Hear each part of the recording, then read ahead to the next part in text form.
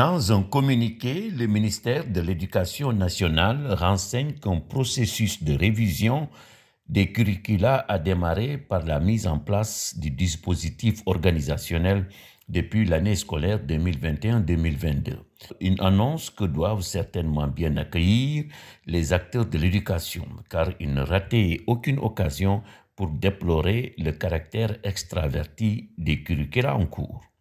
La notion de curriculum, dans une acception restreinte, désigne les contenus d'enseignement, connaissances, savoir-faire, compétences, etc., et l'ordre de leur progression au cours du temps.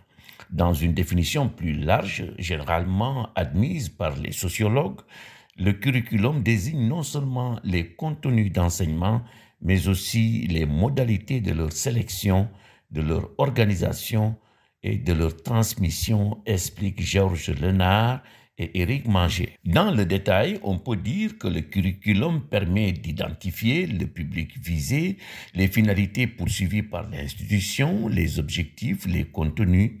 Ce n'est pas tout, on doit y décrire aussi les systèmes d'évaluation recommandés, la planification des activités, les effets attendus sur les apprenants en termes de modification des attitudes et des comportements.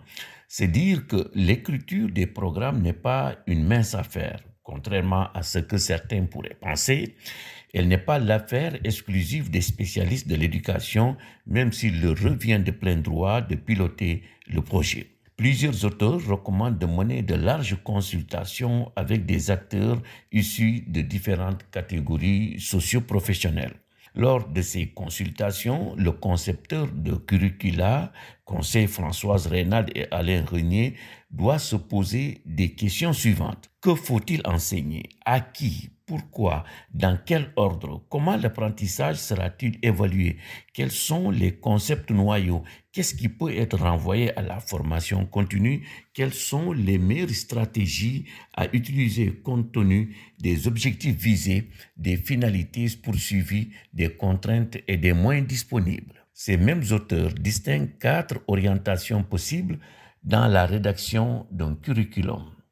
Priorité aux disciplines, au savoir, priorité à l'élève, à ses intérêts, à son développement complet, priorité à la société, à son amélioration, aux méthodes basées sur les pédagogies coopératives et aux pédagogies dans lesquelles la loi est faite par le groupe et constitue un moyen de formation.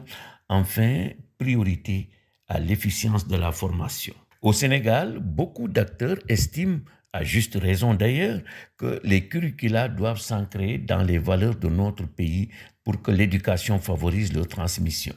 Selon Alexander, différents travaux ont mis en évidence le rôle que le curriculum a pu jouer comme dispositif de fabrication d'une identité nationale.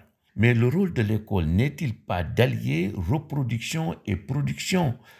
En tout cas, certains auteurs considèrent que le curriculum doit également être un vecteur de transformation de la société. Autre précision de taille, la sénégalisation des curricula souhaités aura forcément des limites objectives, car aucun pays de nos jours ne peut résister dans ses choix en matière de politique éducative aux influences de la gouvernance mondiale.